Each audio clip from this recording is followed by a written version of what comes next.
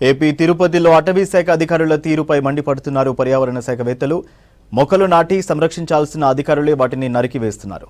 భక్తులు ఎంతో పవిత్రంగా భావించే తిరుపతిలోని దివ్యారామం అలిపిరి పాదాల దగ్గర వందల ఏళ్ల నాటి చెట్లను నరికి క్యాఫెటేరియా పేరుతో హోటల్ నిర్మాణానికి ప్లాన్ చేశారు అధికారులు.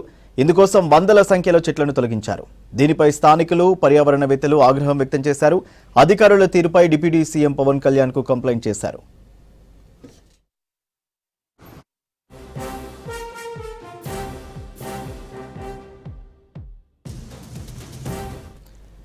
చెట్ల నరికివేతపై ఆరా తీశారు డిప్యూటీ సీఎం పవన్ కళ్యాణ్. ఘటనపై విచారణ చేయాలని అధికారులను ఆదేశించారు.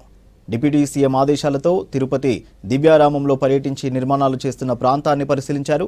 అయితే అధికారులు ఓ ప్రెస్ నోట్ రిలీజ్ చేసి చేతులు దులుపుకునే ప్రయత్నం చేస్తున్నారని ఆగ్రహం వ్యక్తం చేస్తున్నారు స్థానికులు. భక్తులు విశ్రాంతి తీసుకునేలా 1985లో అప్పటి సీఎం ఎన్టీఆర్ దీనిని ఏర్పాటు చేయించారు. అలాంటి దివ్యారామాన్ని కమర్షియల్ చేయడానికి కొంతమంది కుట్ర చేస్తున్నారని మండిపడుతున్నారు స్థానికులు. ఈ నిర్మాణాలను వెంటనే ఆపకపోతే ఆందోళన ఉధృతం చేస్తామంటున్నారు పర్యావరణవేత్తలు. నగరవనంలో తిరుపతిలో 4-5 రోజులుగా మేము మాట్లాడుతున్నాము. అది ఇమీడియట్గా పవన్ కళ్యాణ్ సార్కి చేరడం జరిగింది. ఆయన ఇమీడియట్గా దీనిపైన ఒక ఎంక్వైరీ కమిషన్ వేయడం జరిగింది. అడవి కోటేసి కెఫెటేరియా ఎందుకు కడుతున్నారు? మీ ఏరియాలో సపరేట్లుగా ఉన్నాయి, లేదా ఇక్కడ పార్కింగ్ ప్లేస్ ఉంది ఏది కెఫెటేరియాలో అక్కడ కట్టుకోవచ్చు, లేదా ఇక్కడ ఎగ్జిస్టింగ్ క్యాంటీన్ ఉంది అది డెమాలిష్ చేసి కొద్దిగా అక్కడ లేపుకోండి. అవన్నీ మాట్లాడలేదే.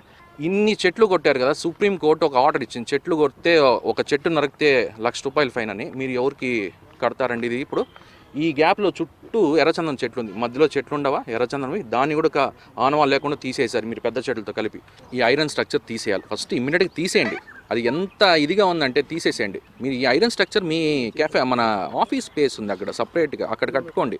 ఎందుకంటే అక్కడ మీకు 200 కార్లు 100 కార్లు బట్టేంత స్థలం ఉంది. లేదా క్యాఫెటేరియా మన నగరం బయట పార్కింగ్ ఉంది, అక్కడ కట్టుకోండి.